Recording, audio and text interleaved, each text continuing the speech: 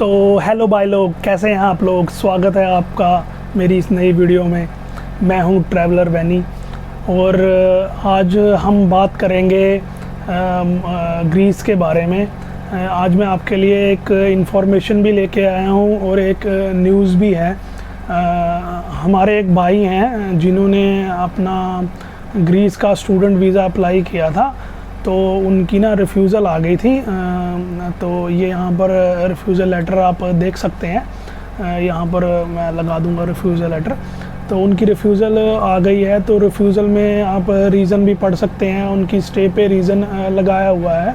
तो उन्होंने मेरे से बात की, उन्होंने मुझे पूछा कि मतलब कि रिफ्यूज़ल क्यों, मतलब ये इसका मतलब क्या है और रिफ्यूज़ल क्यों आई है। तो जब मैंने उनकी लेटर देखी तो मुझे लगा, तो मैंने उनको पूछा कि आपने क्या क्या डॉक्यूमेंटेशन लगाए थे। तो उन्होंने सारे अपने डॉक्यूमेंट जो स्टूडेंट वीज़ा के लिए लगते हैं वो प्रॉपर लगाए थे, लेकिन उन्होंने अकोमोडेशन नहीं लगाई थी। तो जितने भी स्टूडेंट लोग हैं यूरोप में कहीं भी किसी भी कंट्री का आप वीज़ा अप्लाई करते हैं, तो मैं आपको कहना चाहता हूं कि आप अपनी अकोमोडेशन ज़रूर लगाएं, या कोई अकोमोडेशन लगाएं या फिर 1 महीने की होटल बुकिंग लगाएं, वो भी चल सकती है।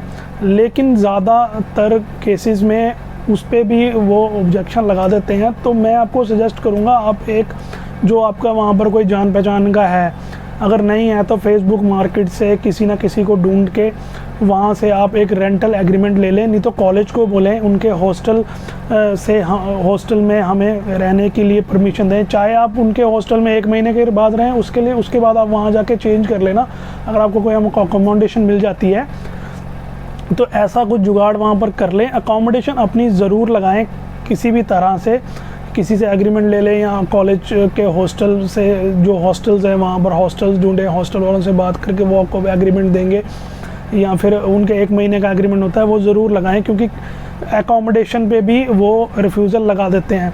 बाकी कईयों का ऐसा भी होता है, कहीं नहीं भी लगाते तब भी उनका वीज़ा आ जाता है। लेकिन देखिए, ये ना सब डिपेंड करता है कि आपने जो आपने मतलब फ़ाइल लगाई है, ये उस पर डिपेंड करता है, और काउंसलर पे भी डिपेंड करता है कि वो आपकी प्रोफाइल को कैसे देख रहा है।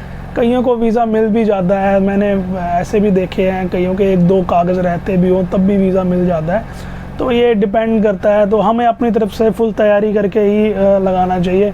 हमें क्यों पैसे ख़राब करने हैं, हो भी सकता है लग भी जाए, हो भी सकता है नहीं भी, ऐसे दिमाग में क्यों रखना है। अपनी तरफ से पूरे कागज़ लगाइए, बाकी किस्मत होती है कि अगर लग गया तो ठीक है। अपनी तरफ से आप पूरे डॉक्यूमेंटेशंस लगाइए, चाहे स्टूडेंट वीज़ा लगा रहे हैं, चाहे टूरिस्ट वीज़ा लगा रहे हैं, कोई डॉक्यूमेंट छोड़िए नहीं।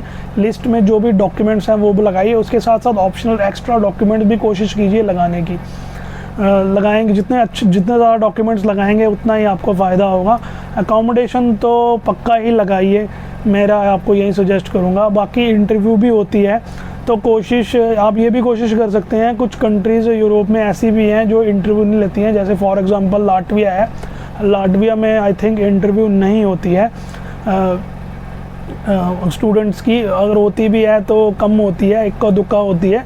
तो ऐसी कंट्रीज़, अगर आपका मन है कहीं यूरोप में ही पढ़ने का, अगर आपका अच्छी कंट्री में मन है तो फिर आप जर्मनी फ्रांस भी जा सकते हैं। आइलेट्स कीजिए, जर्मनी फ्रांस के लिए अप्लाई कीजिए, सीधे जर्मनी फ्रांस जाइए, अपना इंटरव्यू वहाँ पर लेते हैं, इंटरव्यू क्लियर करके जाइए। अगर आपका ये है कि आपने वहाँ जाना है, फिर आगे भी निकलना है कहीं पे, कईयों को ऐसा होता है कि हाँ मुझे बस जाना है तो यार आगे निकलना है किसी और कंट्री में, तो वो ऐसी कंट्रीज़ को मत चूज़ करें जहाँ पर के इंटरव्यूज़ आती हैं।